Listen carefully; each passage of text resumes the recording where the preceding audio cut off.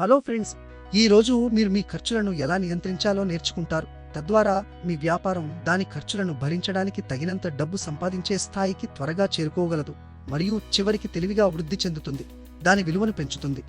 సరళత కోసం millet pasta యొక్క ఒక ప్యాక్ను మనం 1 యూనిట్ అని పిలుస్తాం. దీని అమ్మకపు ధర 100 రూపాయలు. మీరు ఒక యూనిట్ పాస్తాను 100 రూపాయలకు విక్రయించినప్పుడు పదార్థాల ధర 51 రూపాయలు. అలాగే బాట్లింగ్ మరియు ప్యాకింగ్ కోసం 2 రూపాయలు మరియు పాస్తా రవాణా మరియు పంపిణీ కోసం మరో 4 రూపాయలు జోడించండి. అదనంగా 3 రూపాయలు మార్కెటింగ్ మరియు ప్రకటనలకు వెళుతుంది. కాబట్టి మీరు విక్రయించే మిల్లెట్ పాస్తా సంఖ్యతో మారుతూ ఉండే మీ వేరియబుల్ ఖర్చులు. మిల్లెట్ పాస్తా యొక్క ప్రతి యూనిట్కు సుమారు 60 రూపాయలు. ఇప్పుడు మీరు మిల్లెట్ పాస్తాను ఎన్ని యూనిట్లు విక్రయించినా స్థిరమైన ధరలను చూద్దాం.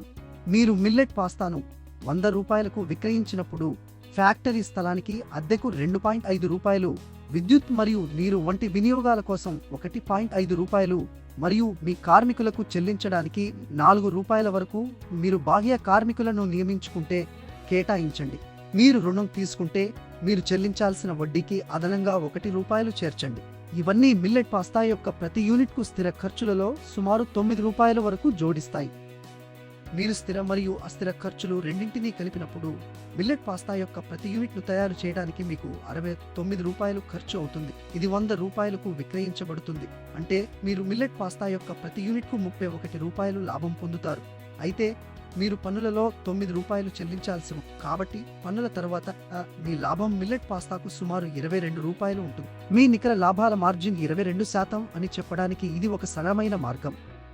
ఇప్పుడు ప్రణాళిక భాగం కోసం మీకు 2 ఎంపికలు ఉన్నాయి. మీ లాభంలో కొంత భాగాన్ని తిరిగి వ్యాపారంలో పెట్టుబడి పెట్టండి లేదా ఆ డబ్బును మీకోసం ఉపయోగించుకోండి. మీ లాభంలో సగం అంటే స్టాక్ వంటి విషయాల కోసం 11 రూపాయలు తిరిగి వ్యాపారంలోకి పెట్టడం తెలివైన పని. అప్పుడు మీరు మిగిలిన 11 రూపాయలను మీకోసం లేదా ఇతర ప్రయోజనాల కోసం ఉపయోగించవచ్చు. త్వరగా లాభం పొందడానికి మీ స్థిర ఖర్చులను తగ్గించడానికి ప్రయత్నించండి. మిల్లెట్ పాస్తాను తయారు చేయడానికి ఒక స్థలాన్ని అద్దెకు తీసుకునే బదులు మీ సొంత షెడ్ను ఉపయోగించండి. ప్రారంభంలో కార్మికుల ఖర్చులను ఆదా చేయడానికి కుటుంబ సభ్యులు మీకు సహాయం చేయండి. రుణాలు తీసుకునే బదులు మీ సొంత డబ్బును ఉపయోగించుకోండి లేదా స్నేహితులు, కుటుంబం మరియు వ్యాపార భాగస్వాముల నుండి సహాయం పొందండి.